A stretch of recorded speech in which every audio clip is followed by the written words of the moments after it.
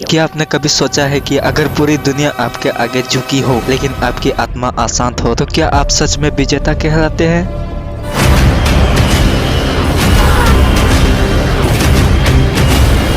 इतिहास में एक ऐसा सम्राट हुआ जिसका नाम से दुश्मन कांपते थे, जिसके तलवार से सीमाएं बदली, लेकिन एक दिन उसी सम्राट ने